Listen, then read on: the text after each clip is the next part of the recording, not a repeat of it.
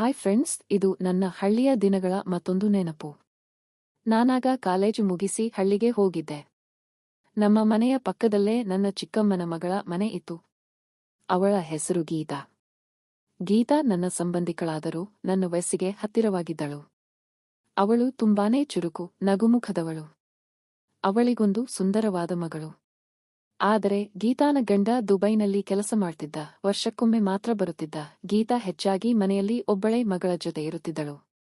ಅವಳಿಗೋಸ್ಕರ ನಮ್ಮ ಅಮ್ಮ, ನಾನು ಮತ್ತು ನಮ್ಮ ಮನೆಯವರೆಲ್ಲ ಸದಾ ಸಹಾಯಕ್ಕೆ ಇರುತ್ತಿದ್ದೆವು. ನನಗೆ ಗೀತಾನ ಕಂಡರೆ ತುಂಬ ಗೌರವ ಮತ್ತು ಅಕ್ಕರೆಯ ಭಾವನೆ ಇತ್ತು. ಯಾಕಂದ್ರೆ ಅವಳು ತುಂಬಾ ಕಷ್ಟಪಟ್ಟು ಮಗಳನ್ನು ಮತ್ತು ಮನೆ ಜವಾಬ್ದಾರಿಯನ್ನು ನಿಭಾಯಿಸುತ್ತಿದ್ದಳು. ಅವಳು ನಮ್ಮ ಮನೆಯ ಎಲ್ಲ ಕೆಲಸಗಳಲ್ಲಿ ಸಹಾಯ ಮಾಡುತ್ತಿದ್ದಳು. ಅಡುಗೆ ಮಾಡುವುದು, ಹೊಲಕ್ಕೆ ಹೋಗುವುದು, ಹಸುವಿನ ಕೆಲಸ ಮಾಡುವುದು ಎಲ್ಲ. ನಾನಾಗ ಕಾಲೇಜಿನ ರಜೆಗೆ ಹಳ್ಳಿಗೆ ಬಂದಿದ್ದೆ. ಫ್ರೆಂಡ್ಸ್ ಜೊತೆ ಸುತ್ತಾಡೋದು, ಕ್ರಿಕೆಟ್ ಆಡೋದರ ಜೊತೆಗೆ ಗೀತಾಗೆ ಹೊಲದ ಕೆಲಸಗಳಲ್ಲಿ ಸಹಾಯ ಮಾಡ್ತಿದ್ದೆ. ಒಂದು ದಿನ ನಮ್ಮ ಮನೆಯಲ್ಲಿ ಎಲ್ಲರೂ ಒಂದು ದೂರದ ಸಮಾರಂಭಕ್ಕೆ ಹೋಗಬೇಕಿತ್ತು.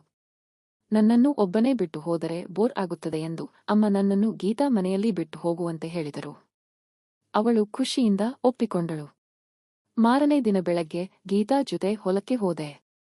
ನಾವು ಜೋಳದ ಹೊಲದಲ್ಲಿ ನೀರು ಹಾಯಿಸುವ ಕೆಲಸ ಮಾಡ್ತಿದ್ದೆವು.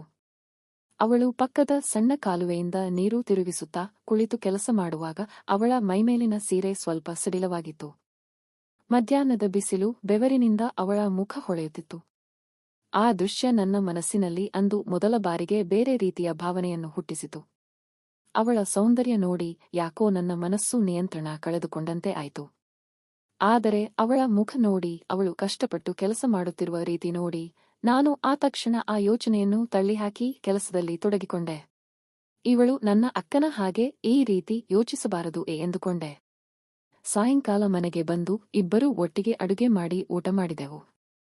ರಾತ್ರಿ ಮಲಗುವಾಗ ಅವಳು ತನ್ನ ಮಗಳ ಪಕ್ಕದಲ್ಲಿ ಒಂದು ಕಡೆ ಮಲಗಿದಳು. ನಾನು ಇನ್ನೊಂದು ಕಡೆ ನೆಲದ ಮೇಲೆ ಮಲಗಿದೆ. ಮಗಳ ನಿದ್ರೆ ಹಾಳಾಗಬಾರದೆಂದು ಅವಳು ನೆಲದ ಮೇಲೆಯೇ ಮಲಗಿದ್ದಳು. ರಾತ್ರಿ ಸುಮಾರು 12 ಗಂಟೆ ಆಗಿತ್ತು. ನಿದ್ದೆ ಬರುತ್ತಿರಲಿಲ್ಲ. ಸ್ವಲ್ಪ ಹೊರಗೆ ಗಾಳಿಗೆ ಹೋಗಿ ಬರಬೇಕು ಅನಿಸಿತು. ನಾನು ನಿಧಾನವಾಗಿ ಹೊರಗೆ ಬಂದೆ. ಗೇಟ್ ಪಕ್ಕದಲ್ಲೇ ನಿಂತು ಆಕಾಶ ನೋಡುತ್ತಾ ನಿಂತಿದ್ದೆ. ಗಾಳಿ ಚೆನ್ನಾಗಿತ್ತು. ಆಗ ನನಗೆ ದಿನವಿಡೀ ಮನಸ್ಸಿನಲ್ಲಿ ಕಾಡುತ್ತಿದ್ದ ಆ ಭಾವನೆಗಳನ್ನು ತಡೆಯಲು ಆಗಲಿಲ್ಲ. ಅಲ್ಲೇ ಗಿಡದ ಮರೆಯಲ್ಲಿ ನಿಂತು ನನ್ನ ಮನಸ್ಸಿನ ಭಾರವನ್ನು ಕಡಿಮೆ ಮಾಡಿಕೊಳ್ಳಲು ಕೈಕೆಲಸ ಶುರು ಮಾಡಿದೆ. ಹೀಗೆ ನಾನು ಆ ಕೆಲಸ ಮಾಡುವಾಗಲೇ ಹಿಂದೆ ಯಾರೋ ಬಂದಂತೆ ಅನಿಸಿತು. ಗಾಬರಿಯಿಂದ ಹಿಂದೆ ತಿರುಗಿ ನೋಡಿದರೆ ಗೀತಾ ನನ್ನ ಹಿಂದೆ ನಿಂತಿದ್ದಳು. ಅವಳು ರಾತ್ರಿ ಮಲಗುವ ಸೀರೆಯಲ್ಲೇ ಹೊರಗೆ ಬಂದಿದ್ದಳು.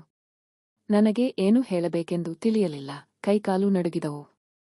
ನೋಡಿ ಗೀತಾ ಅಕ್ಕ, ದಯವಿಟ್ಟು ಯಾರಿಗೂ ಹೇಳಬೇಡ. ಗೊತ್ತಿಲ್ಲದೆ ಹೀಗೆ ಮಾಡಿದೆ ಎಂದು ಬೇಡಿಕೊಂಡೆ. ಅವಳು ಶಾಂತವಾಗಿ ನನ್ನನ್ನು ನೋಡಿದಳು. ಅಯ್ಯೋ, ಯಾಕಿಷ್ಟು ಗಾಬರಿ? ನಿನ್ನನ್ನು ನೋಡಿದೆ.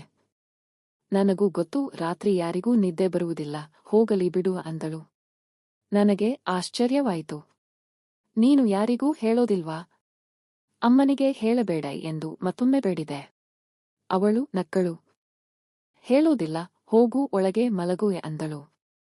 ನಾನು ಒಳಗೆ ಹೋಗಲು ತಯಾರಾದೆ. ಆಗ ಅವಳು, ನಾನಿಲ್ಲಿ ಸ್ವಲ್ಪ ನಿಂತ್ಕೊಂಡು ಬರ್ತೀನಿ, ನೀನು ಹೋಗು ಅಂದಳು. ನಾನು ಸರಿ ಅಂತ ಒಳಗೆ ಹೋದೆ. ಆದರೆ ನನಗೆ ಅನುಮಾನ ಶುರುವಾಯಿತು. ಅವಳು ಯಾಕೆ ಹೊರಗೆ ನಿಂತಳು? 5 ನಿಮಿಷವಾದರೂ ಒಳಗೆ ಬರಲಿಲ್ಲ. ನಾನು ನಿಧಾನವಾಗಿ ಕಿಟಕಿಯಿಂದ ಇಣುಕಿ ನೋಡಿದೆ. ಗೇಟ್ ಹತ್ತಿರ ಅವಳು ನಿಂತಿರಲಿಲ್ಲ. ಮತ್ತಷ್ಟು ಅನುಮಾನಗೊಂಡು ಮೆಲ್ಲಗೆ ಹಿಂದಿನ ಹಿತ್ತಲಿನ ಕಡೆಗೆ ಹೋದೆ. ಅಲ್ಲಿ ನೋಡಿದರೆ ಅವಳು ಒಂದು ಗಿಡದ ಮರೆಯಲ್ಲಿ ನಿಂತು ಸೀರೆ ಸರಿಪಡಿಸಿಕೊಳ್ಳುತ್ತಾ ತಾನು ಕೈ ಕೆಲಸ ಮಾಡುತ್ತಿದ್ದಳು. ನನಗೆ ಈ ದೃಶ್ಯ ಕಂಡು ಮತ್ತೊಮ್ಮೆ ಶಾಕ್ ಆಯಿತು. ನಾನು ಹೋಗಿ ಅವಳ ಎದುರಿಗೆ ನಿಂತಾಗ ಅವಳು ಗಾಬರಿ ಆಗಲಿಲ್ಲ. ಹೇ, ಮತ್ತೆ ಯಾಕೆ ಬಂದೆ?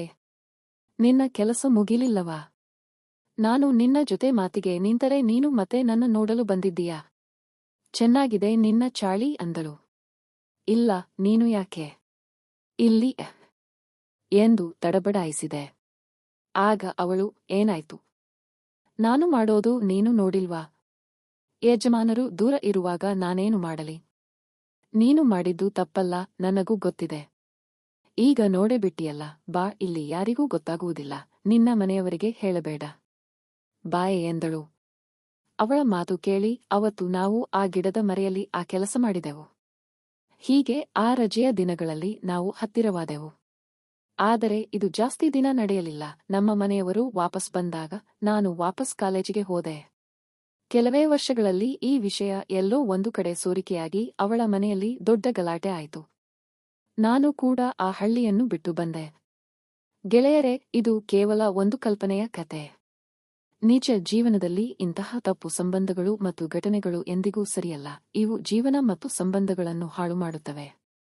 ನಾವೆಲ್ಲರೂ ನಮ್ಮ ಜವಾಬ್ದಾರಿಗಳನ್ನು ಅರಿತು ಸಾಮಾಜಿಕ ಮೌಲ್ಯಗಳಿಗೆ ಬೆಲೆ ಕೊಟ್ಟು ಒಳ್ಳೆಯ ಬದುಕು ನಡೆಸಬೇಕು. ಇಂತಹ ಕಾಲ್ಪನಿಕ ಕತೆಗಳಿಂದ ತಪ್ಪು ಸ್ಫೂರ್ತಿ ಪಡೆಯಬಾರದು.